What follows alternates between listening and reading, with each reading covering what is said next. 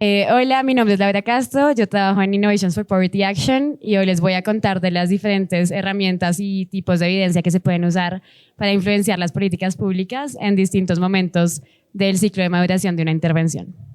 En temas de política pública tienes unos tomadores de decisión o tomadoras de decisión, me disculpan si lo uso en masculino, debería ser neutro, tomadores de decisión. Que están tomando decisiones que afectan a un montón de personas. Entonces, esta es una gráfica de unos programas en Colombia llamado Ingreso Solidario y Devolución de IVA que pasaron en la pandemia. Y ahí pueden ver pues un poquito como la cantidad de personas y de hogares que fueron afectadas con estas dos decisiones. Fun fact, IPA hizo evaluaciones de impacto y cualitativas para las dos políticas, entonces creemos que fueron pues un poquito más basadas en la evidencia de lo que habrían sido de otra forma. Pero este es solo un ejemplo de cómo la escala que tienen las decisiones de política pública en el mundo. ¿Qué pasa? A veces cuando estamos tratando de influenciar política pública, esto se ve un poquito así. Las personas que están tomando las decisiones están corriendo, tienen 10.000 cosas que hacer en su día a día y nosotros estamos detrás con un paper de 40 páginas diciendo como no, pero mira, aquí hay una información que te puede servir. ¿Por qué pasa esto? Porque hasta ahora nos hemos quedado con el RCT como herramienta principal para influenciar la política pública. Pero las RCTs a veces son muy caras, son muy largas, logísticamente no se pueden hacer porque no podemos, por ejemplo, dejar a la gente sin sistema de salud para randomizar algo. Políticamente pueden ser impopulares porque la persona que está ganando como el favor de los votantes no va a querer darle algo positivo a la mitad de un grupo y a la otra mitad no. Y sobre todo no responden a algunas preguntas de interés en la parte de política pública. Para hacer un poquito más de énfasis en esa parte, nosotros en IPA creemos que hacer las cosas bien o tener impacto no solo significa como escoger la idea apropiada, que es la conversación que tenemos muchas veces en altruismo efectivo, como cuál es la prioridad de lo que deberíamos hacer, cuál es la mejor idea, cuál es la ONG que tenemos que fundar, sino también es implementarla de la forma correcta. O sea, de nada nos sirve, por ejemplo, decir que dar malaria nets a las personas salva muchas vidas y después ir y cuando llegan las malaria nets están todas rotas, por ejemplo. Ahí vamos a dejar la mitad del impacto sobre la mesa. Entonces, para esas preguntas de implementación o de como calidad de la implementación de un programa, no nos sirve un RCT. También nos serviría, pero hay otras formas en las que lo podemos hacer más fácil, más rápido, más barato. Ahí hay un ejemplo de otro estudio que hizo IPA, de un estudio cualitativo sobre ese programa Ingreso Solidario, del que les hablé, que se usó para mejorar como las modalidades de pago y sobre todo la información que se le da a los ciudadanos que pudieran adquirir este ingreso solidario para aumentar el impacto del programa. Entonces, ese es un ejemplo del tipo de evidencia que podemos usar para influenciar políticas públicas que no son necesariamente RCTs. Entonces, ¿cuál es la idea? Al final la idea es este ciclo de toma de decisiones de política pública y el ciclo de generación de evidencia estén juntos y vayan juntos y los tomadores de decisión estén activos desde el primer momento en el que queremos generar algún tipo de evidencia. Entonces, ¿cuáles son las tres cosas principales que quiero decir? Una, las RCTs son útiles, obviamente todos lo sabemos, pero para preguntas muy específicas y en momentos adecuados. Dos, eso se tiene que complementar con otras estrategias de aprendizaje que responden a otro tipo de preguntas y que tienen otro tipo de metodologías. Y tres, que es de lo que vamos a hablar ahora, esas otras herramientas también tienen un orden y una situación como adecuada e indicada en las que deberíamos usarlas.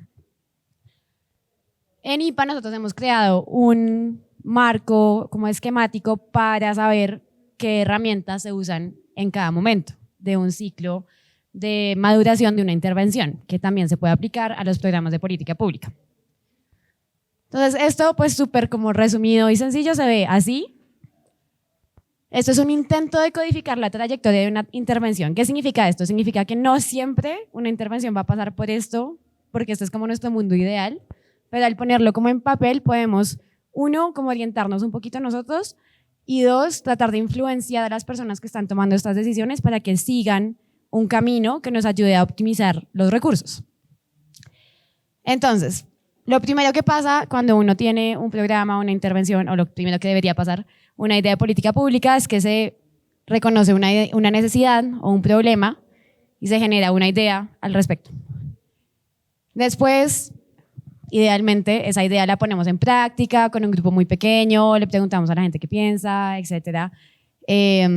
Hacemos de pronto varias fases de cómo mejorar esa intervención hasta que digamos como, bueno, si esto parece que tiene como pinta de ser efectivo. Después, sí podemos entrar a probar ese impacto, una vez que ya hemos como refinado un poco esa intervención, para finalmente escalar la intervención y llevarla pues a un marco nacional o internacional o local, bueno, lo que se quiera, a lo que se quiera llegar. Entonces, esto ya lo dije más o menos un poquito, pero en cada etapa vamos a usar un tipo de generación de evidencia distinto. Entonces, cuando estamos en idear y solo tenemos una idea, obviamente no voy a ir a meterle $500,000 a una RCT que es solo una idea. ¿Qué puedo hacer antes que sea más barato, que sea más rápido y que me ayude ya a empezar a aprender? Pues puedo hacer muchas cosas sin ni siquiera gastar un peso en implementación. Yo puedo llamar a la persona que conocí en la conferencia del turismo efectivo, decirle como, hey, mira, tengo esta idea, tú has trabajado en esto, ¿tú qué piensas? ¿Cómo te parece? Me puedo meter a Google, puedo ver como RCTs relacionadas a esto, ver qué ha dicho la literatura antes. Si quiero trabajar con profesores, puedo ir a decirle a un profesor como, mira, tengo esta idea, ¿tú qué crees? ¿Funcionaría en tu caso? ¿No funcionaría en tu caso? Entonces, en esta etapa lo que queremos hacer es como tratar de sacar la información que más podamos antes de invertir en una idea. ¿Para qué? Para que esa idea pues sea como lo mejor que, como mi mejor apuesta a que algo pase en la realidad. Después, cuando estamos refinando, pues se hace un piloto pequeño y ahí en lo que nos queremos enfocar es en lo que nosotros llamamos resultados tempranos. Cuando hablamos de resultados tempranos, hablamos de cambios que son como tangibles en la realidad, pero que pueden ser atribuidos a la intervención. Entonces, no necesitan un grupo de control. Esos son básicamente tres, casi siempre: cambios en conocimiento, actitudes o prácticas. Entonces, ejemplo, si yo voy a decirle a los profesores que tienen que usar metodologías de juego con los niños de 3 a 5 años, después de hacerles un entrenamiento, puedo ir a hacerles una pregunta de qué piensan que es más efectivo en el salón, o puedo aparecerme como en el salón de clases un día y ver si están usando las metodologías de juego, no están usando las metodologías de juego. Eso no me va a decir el impacto en, digamos, los resultados de aprendizaje de los niños, pero sí me va a decir más o menos si la teoría que yo tengo en mi cabeza está funcionando o no está funcionando. Si yo hago un entrenamiento y un mes después llego y los profesores no han cambiado nada en el salón, pues ni aunque le meta $500,000 a una RCT me va a salir un resultado en el conocimiento de los niños y las niñas. Eso es refinar. Después en probar, pues ahí sí queremos ver, bueno, ya los profesores están haciendo cosas distintas, tenemos un cambio en prácticas, tenemos un cambio en conocimientos. ¿Será que eso sí me lleva al resultado final que yo quería? En mi ejemplo es, no sé, habilidades socioemocionales de los niños o cualquier cosa así. Eso se verifica con RCT. Y después, pues en el mundo ideal, digamos que nos salió una RCT súper bien, es una intervención muy costo efectiva, pues ya lo queremos escalar como a nivel nacional. Y ahí muchas personas piensan que ya se acabó el aprendizaje, como que lo escalamos y listo. Pero en realidad todavía tenemos que tener ciertas como herramientas de recolección de datos para, sobre todo, dos cosas. Uno, para ver que la implementación sí se esté dando de la forma en que lo queremos a gran escala.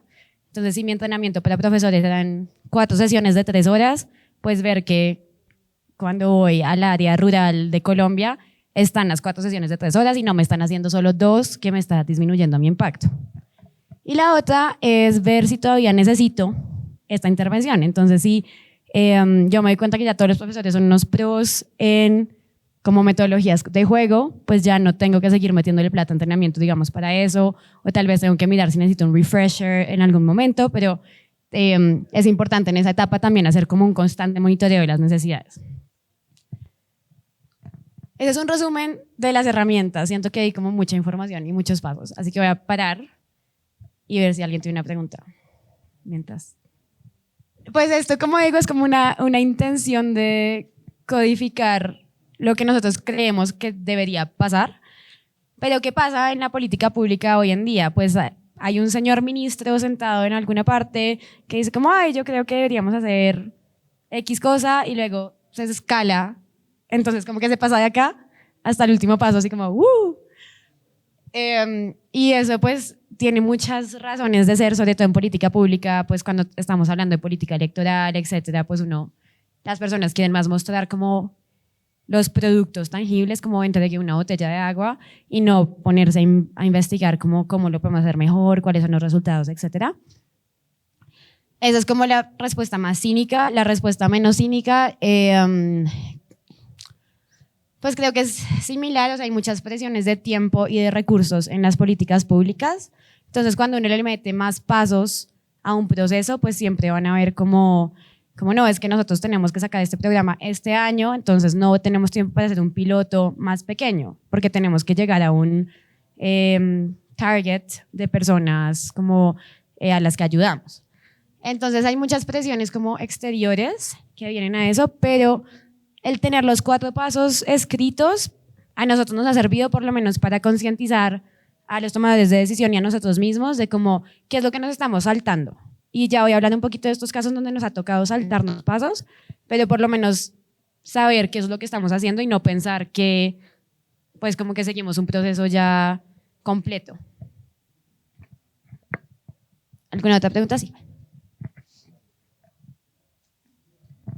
Cuando uno está replicando una intervención que ya tiene una cantidad de evidencia asociada, ¿cómo queda el framework?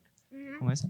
Muy buena pregunta. Esto es algo que hemos estado como trabajando últimamente. Antes, creo que de hecho esta es la primera vez que presentamos esto públicamente de esta forma. Generalmente había una quinta etapa entre probar y escalar que era adaptar.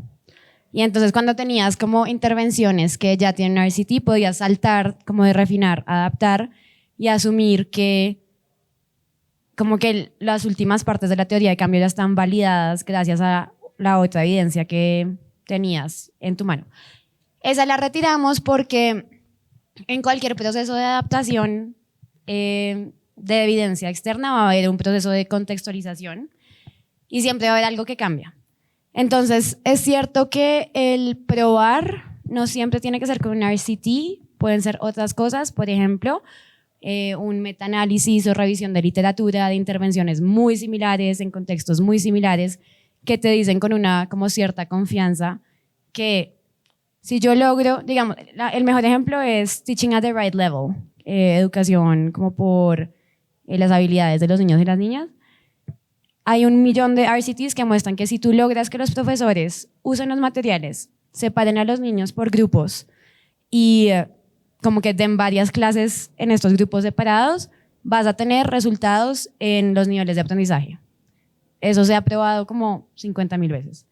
Entonces, si estás implementando algo en Colombia, hay que hacer como un análisis de costo-beneficio de, bueno, ¿he cambiado tanto el modelo que vale la pena hacerle otro RCT?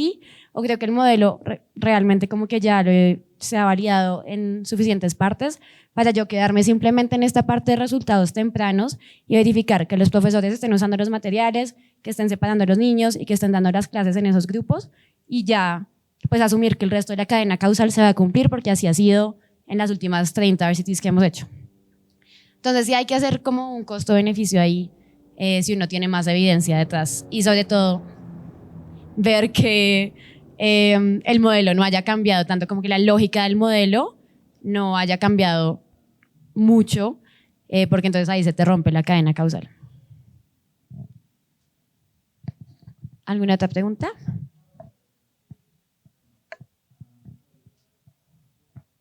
Ok, bueno, seguimos. Este es lo que les acabo de explicar, pero un poquito más detallado. Entonces, como que hemos tratado de crear una guía de qué tipo de preguntas de aprendizaje se deberían estar haciendo los implementadores de una intervención en cada etapa de este camino del escalamiento. Y los dividimos en 3 categorías: en los resultados, o sea, saber si lo que estoy haciendo sí está funcionando; en la eficacia, o sea, saber que más allá de que esté funcionando mejor que lo que sea que había antes en el status quo; y en escala, pensando en que, sobre todo en políticas públicas, no me sirve nada idear, refinar, probar un programa para el cual no voy a tener presupuesto o no voy a tener implementadores como a gran escala cuando quiera llegar a ese paso. No voy a leer las preguntas por pregunta. Creo que lo voy a dejar ahí como 2 minutos para que lo lean y si tienen alguna pregunta al respecto me cuentan. Otro caveat, esto es muy general, o sea, estas preguntas nosotros cuando trabajamos con intervenciones específicas las mejoramos o las adaptamos de acuerdo al contexto de esa intervención y no siempre vamos a tener que responder todas las preguntas para una intervención específica, sobre todo en temas de política pública cuando a veces los recursos pues no dan para hacer todo esto. Y acá en la parte de escalar está un poquito lo que tú estabas preguntando y estas son las únicas que tienen numeración porque tienen que preguntarse como en un orden. Cuando tú llegas a la etapa de escalar, lo primero que tienes que preguntar es como qué elementos tengo que cambiar para que esta intervención pueda llegar a la escala que yo quiero. Estos cambios me permiten mantener como la calidad de la implementación que yo tenía a menor escala y me permiten los mismos resultados finales. Y bueno, luego está la pregunta que les había contado de cómo sigo necesitando hacer esto o no. Entonces, ¿por qué nos contamos todo este cuento? Básicamente por 3 cosas.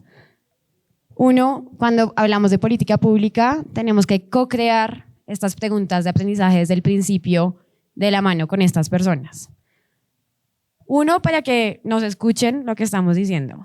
Y 2, para poder influenciar este uso óptimo de recursos. O sea, evitar que alguien tenga una idea y le quiera hacer un RCT al otro día para desperdiciar un montón de plata. 2, para poder entender cuál es nuestra caja de herramientas y cuál es la más apropiada dependiendo de en dónde estoy yo. Entonces, cuál es como el valor que yo espero recibir de la inversión que voy a hacer en recolectar estos datos, en responder esta pregunta. Y 3, influenciar la toma de decisiones más allá de qué programa se tiene que implementar, por ejemplo, hago ingreso solidario o hago devolución de IVA, sino que también influenciar otras decisiones como temas de implementación, de comunicación de las políticas públicas, que son decisiones que se tienen que tomar mucho más rápido, mucho más frecuentemente y que tienen un impacto súper grande también en la población. Entonces, todas estas cosas nos permiten unir ese ciclo de toma de decisiones y de uso de la evidencia para poder como crear una colaboración mucho más fuerte con la persona tomadora de decisiones y al final también para tener como más campo y más voluntad política cuando sí queramos hacer un RCT, que también es muy válido.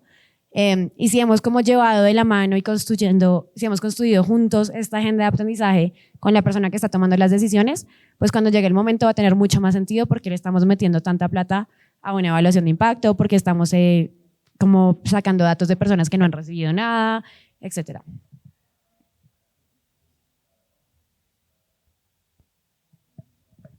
Es el fin de la parte teórica. Ahora les voy a contar cómo hemos puesto esto en práctica en IPA, un par de ejemplos. Antes de eso, ¿alguna pregunta? Bueno, devolvámonos. ¿Quién es IPA y por qué hacemos lo que hacemos? IPA trabaja por un mundo con más evidencia y menos pobreza. Ese es como el eslogan. Y eso lo hacemos a través de 3 cosas principales. Primero, generación de evidencia, evaluaciones de impacto, RCTs, cosas experimentales, es el equipo de investigación. Segundo, relacionamiento, comunicación, que es básicamente que esa evidencia no se nos quede en un computador, en un paper y llegue a las personas que necesitan leerla. Ese es el equipo de policy. Y último, que las personas que reciben esa información sepan cómo usarla y sepan también generar su propia evidencia cuando sea necesario, porque pues IPA no puede generarle evidencia a todo el mundo todo el tiempo. Ese es el equipo Right Fit Evidence Unit. Para contexto, yo llevaba 3 años en Right Fit Evidence y acabo de empezar en el equipo de Policy de Colombia este año. ¿En qué sectores trabajamos? En muchos. fin de mi slide. todo lo que tenga que ver con disminución de pobreza. Estamos evaluando como otros sectores más allá de eso también que creemos que pueden estar relacionados, sobre todo la parte de, sí está ahí, antes no estaba, medio ambiente, que es como un poquito nueva. ¿En qué países estamos? También en muchos. Ahí está la lista.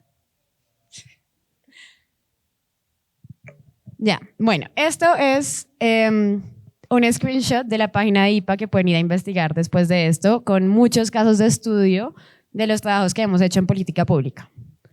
¿Por qué les muestro esto? Porque yo les voy a contar 2 ejemplos, pero no quiero que pensemos que esos 2 ejemplos es lo que hace IPA en general. O sea, IPA en todos los proyectos de política pública que va a hacer va a adaptar la metodología, el uso de evidencia y el uso de recursos a la necesidad de la persona con la que estamos trabajando. O sea, hay un ejemplo de como todos los proyectos, o muchos de los proyectos que hemos hecho, y hay más, pero pues yo les voy a contar 2. Les voy a contar 2 en donde tratamos de influenciar política pública desde 2 como usuarios o clientes distintos. El primero era directamente trabajando con implementadores. Eso lo hizo el equipo de Right Fit Evidence. Y el otro es un modelo que llamamos Embedded Lab, que es la idea de poner como una entidad dentro de una parte de IPA dentro de una entidad de política pública para ayudarlos con la toma de decisiones. Y eso lo hace el equipo de Policy. Hay muchos Embedded Labs, ahí tienen como una descripción de como 5. Yo les voy a contar de uno que no está ahí, que estamos empezando hasta ahora en Colombia. Pero primero les voy a contar del otro. Entonces, el de los implementadores. ¿Qué hicimos? IPA hizo una colaboración con 2 implementadores en Ghana que estaban trabajando en entregarle herramientas a los profesores para usar metodologías de juego. Por eso mi ejemplo en la primera parte de la presentación, porque pues es un proyecto en el que yo trabajé. Y lo que hicimos fue apoyar a los implementadores a través de una serie de talleres, que son estos que ven ahí, para que crearan su propia agenda de aprendizaje, su propia estrategia de qué es lo que quieren saber, por qué, cómo van a recolectar esos datos, en qué momento. Y usando eso, generar como evidencia y bases y pruebas para poder llegar al Ministerio de Educación y convencerlos de que el currículum que ellos habían creado para los profesores lo pusieran para todo el mundo en Ghana, nacionalmente. Entonces, esa es una de las estrategias que se puede tener cuando una ONG tiene un programa que es muy chévere y que piensa que el gobierno debería adoptar, es poder trabajar con esa ONG, con ese implementador, para generar esa evidencia y llegar al gobierno como a convencerlo. ¿Qué pasó acá? Pasó que su programa tenía muchas partes, entonces tenían el currículum normal de cómo entrenar a los profesores, pero también tenían un programa de mentoría como para darle retroalimentación a los profesores de lo que hacían. También estaban tratando de hacerlo más costo efectivo a través de un entrenamiento virtual. Y cada una de estas partes del programa nos quedó como en un lugar distinto del camino del escalamiento. ¿Y por qué les muestro esto? Para decirles que desafortunadamente las cosas no pasan linealmente en política pública y otras de las cosas que tenemos que tener muy claro es que hay que ser flexibles. Entonces el gobierno por fin los escuchó, están listos para escalar el currículum, pero todas las otras partes como de atrás no las hemos hecho. Y de hecho la evaluación de impacto en Ghana todavía no se ha hecho. Pero nosotros como asesores de política pública no nos vamos a quedar de brazos cruzados diciendo no, señor gobierno, por favor todavía no nos escuche porque no hemos hecho los otros pasos de atrás. Entonces, ¿qué vamos a hacer? Pues vamos a seguir. Estamos hablando con el gobierno para que se escale y estamos tratando de buscar la ventana de oportunidad para que en ese momento en el que ellos empiecen a hacer el rollout, la implementación de este entrenamiento, tal vez podamos encontrar un grupo de control y podamos hacer como algunas métricas. Entonces, mientras tanto, la ONG como que todavía no le está entregando, digamos, el programa de mentoría o el entrenamiento virtual al gobierno, mientras también como que desarrolla y hace esas otras fases del camino de escalamiento como in-house dentro de la ONG antes de decirle al gobierno como si escálelo a todo el país. Entonces, esto es un ejemplo como en la práctica de cómo hemos usado este framework en una situación en donde nosotros llegamos después de que la intervención ya se estaba desarrollando y queríamos simplemente como apoyarlos en un proceso que ya estaba en camino. ¿Alguna pregunta sobre este caso? Más, o sea, sobre este caso en general, bueno, sobre si, por ejemplo, en IPA, utilizan como aprendizajes que han tenido en otros países donde trabajan en otros contextos y así aprovechar su presencia en diferentes lugares. Sí, por ejemplo, en este caso, ellos estaban haciendo muchos, en la parte de refinar, como su programa de mentoría, pues una de las cosas que ellos estaban revisando era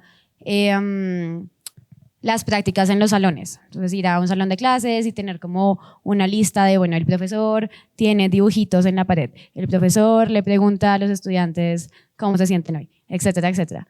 Y ese tipo de herramientas se usan mucho en programas de primera infancia y en programas de educación, y nosotros ya habíamos trabajado con otros programas que tenían esas checklists y habíamos creado como una lista de mejores prácticas para observaciones en el salón de clase. Entonces, ese recurso se lo compartimos a ellos para que pudieran revisar sus propias herramientas de observación. No tienen que ser completamente estándar, o sea, nunca va a ser como el mismo caso de uso, pero sí tratamos pues de llevar las mejores prácticas que hemos visto como de casos, de varios casos que pueden aplicar a otro caso. Eso como en cuanto como a resultados tempranos, también pues en la parte de resultados finales, lo que estaban respondiendo por acá, en la parte de idear, casi siempre hacemos una revisión de literatura, un metaanálisis para ver como qué otras RCTs hay, qué han dicho, si hay alguna como evidencia de factores de éxito en esos tipos de programa, cosas así. ¿Otra pregunta? Sí. ¿Ustedes han encontrado al momento de hablar con funcionarios públicos, con personas en el gobierno, y cómo los convencen de adoptar un programa por encima de ideas que ellos han tenido antes o de amigos de ellos que les trajeron esas ideas? ¿Cómo logran sobrepasar eso? Tengo dos respuestas ahí. Una es la conclusión de esta charla. Déjame responder esa al final. ¿Alguna otra? Una más fácil, no, mentira. Bueno, esto tiene que ver con lo que tú estás preguntando. Este segundo caso es ya cuando nos metimos dentro del gobierno o nos hemos tratado de meter dentro del gobierno. Entonces no estamos como ayudando a implementadores a que influencien a un agente gubernamental, sino que estamos directamente trabajando con los tomadores de decisiones públicos en alguna institución. Entonces yo les voy a hablar de un laboratorio de innovación que estamos empezando con el Instituto Colombiano de Bienestar Familiar, que es el organismo gubernamental responsable de las políticas de desarrollo de primera infancia en Colombia.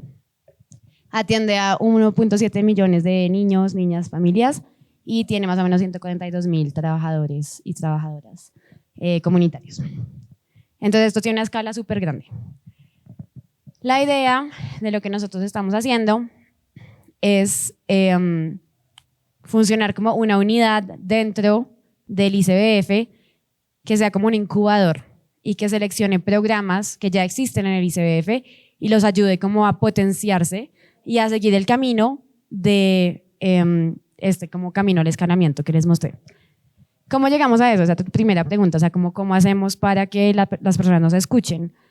Pues es una relación muy larga. O sea, nosotros empezamos haciendo una RCT de como un programa que ya estaba sucediendo y ahí empezaron a crearse las relaciones, empezamos a hablar del uso de evidencia, etcétera, etcétera. 5 años después, y con apoyo de muchas personas y muchas organizaciones, hemos logrado establecer este laboratorio de innovación que tiene personas de IPA y personas del ICBF trabajando juntas en un mismo equipo y con la idea de cómo construir capacidad y que al final eso se quede pues en el ICBF, ojalá cuando ya IPA se vaya.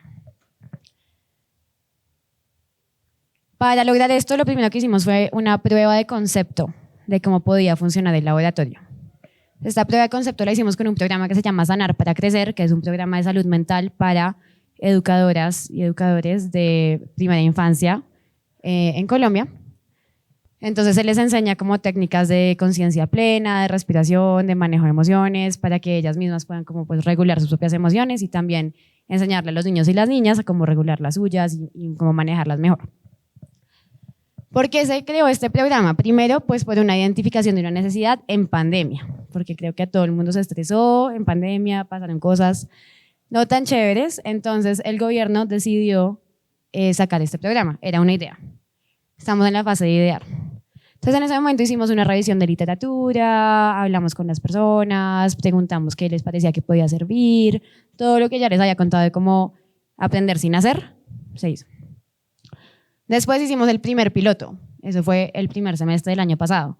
Implementamos, no me acuerdo exactamente en cuántas comunidades, pero en muy poquitas comunidades, una versión de ese programa. Y después hicimos grupos focales, encuestas cuantitativas, hablamos con las personas para ver qué les había parecido, qué creían que podía mejorar, qué no les había servido. Con eso hicimos un segundo piloto en el segundo semestre de 2022 y eso también es importante porque uno piensa que es como paso 1, 2, 3 y 4, pero generalmente es como 1, 2.1, 2.2, 2.3, 2.4, después te vas como al 3, o sea, uno se puede quedar mucho tiempo, sobre todo en esta etapa de refinar, pero al final todo eso pues va a ser ganancia si en algún momento se hace una RCT porque vas a tener más probabilidad de ver un impacto en ese momento. Entonces hicimos un segundo piloto que se acaba de terminar, que fue muy exitoso, a la gente le gustó mucho y ahora estamos preparando el RCT para el otro año. Pues les contaremos cómo nos va, esperemos que nos vaya bien. Entonces este es un otro ejemplo pues distinto de cómo se puede ver una intervención en donde nosotros llegamos desde el principio y como que los acompañamos en cada etapa de una forma como muy ordenada, que es realmente bastante extraña en política pública. Ya voy a llegar a la conclusión, que es la respuesta a tu pregunta. ¿Alguna pregunta sobre este caso? Si la etapa de refino puede ser larga y con eso hay algún esfuerzo, ¿cómo se ponen las metas para saber si algo está bueno o si paramos de trabajar con eso? Sí, hay dos formas. Una, pues son como simples objetivos que pueden ser por la política pública, por ejemplo. Entonces yo quiero poder decir que las educadoras reportan 50% menos de estrés en su día a diario y ese es el objetivo que uno como que se pone y pues uno refina hasta que llega a ese objetivo. Esa no es la mejor forma de hacerlo. Creo que nosotros lo que tratamos de hacer es tener como benchmarks de otras cosas que están pasando, como de un status quo o de algún tipo de como alternativa, pero eso no siempre es posible. Entonces, por ejemplo,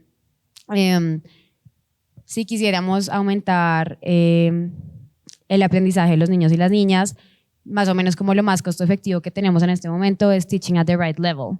Entonces, cualquier intervención como educativa que hagamos en ese rango de edad, vamos a comparar el costo-eficiencia, la costo-eficiencia de esa intervención, pues como el best buy, best bet que tengamos en esa área según la literatura. Pero sí, es un tema bastante subjetivo saber cómo cuándo pasar y cuándo no pasar. Lo otro que hemos estado tratando de hacer son estas, pues las preguntas como... ¿Dónde está la tabla? Sí, como que cuando ya sientas que respondiste todas las preguntas que están en refinar como de una forma relativamente aceptable, pues de pronto ya... Igual como de refinar a probar, hay mucha disposición política económica porque pues probar es una RCT y generalmente no es como que tú puedas hacer una RCT cuando quieras. Entonces generalmente es como, bueno, ya tenemos el funding listo para hacer el RCT, tenemos tiempo para hacer 2 pilotos más antes de eso. Y si vemos que las cosas van bien, pues nos lanzamos a hacer el RCT. ¿Otras preguntas?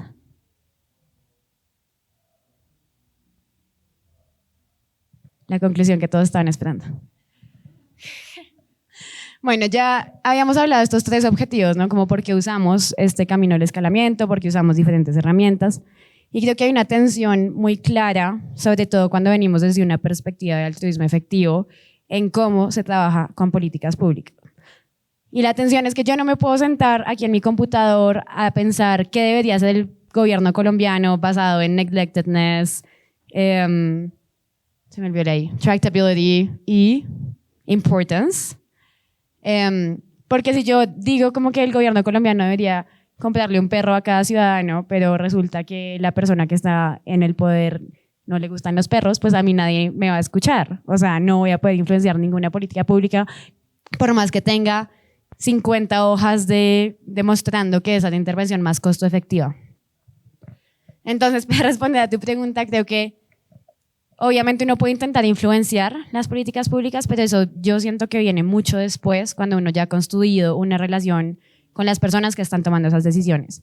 Pero para poner como el pie en la puerta y mostrar por qué se debe usar la evidencia, por qué tomar decisiones a base de datos y no porque tu amigo te dijo es más chévere, pues hay que empezar con las prioridades que ya están sobre la mesa y que las personas ya están pensando. Entonces hay que responder a una necesidad clara de un tomador o una tomadora de decisiones.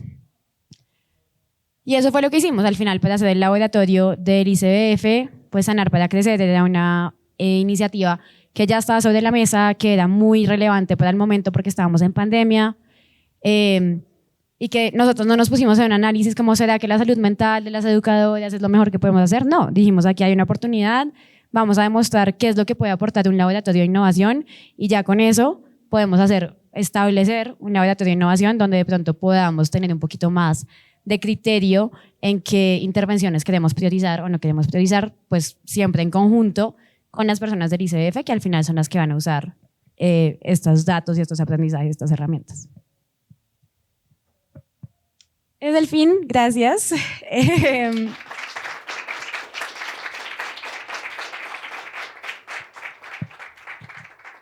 Y nada, si tienen más preguntas, los escucho. Ah, no, mentira, me falta una. ¿Qué hacer si quieren saber más? Bueno, para los que estén buscando trabajo, hay un webinar de IPA Colombia que lo pueden encontrar en YouTube de cómo hacer parte de IPA Colombia. Es un poquito largo, pero es chévere si lo quieren mirar.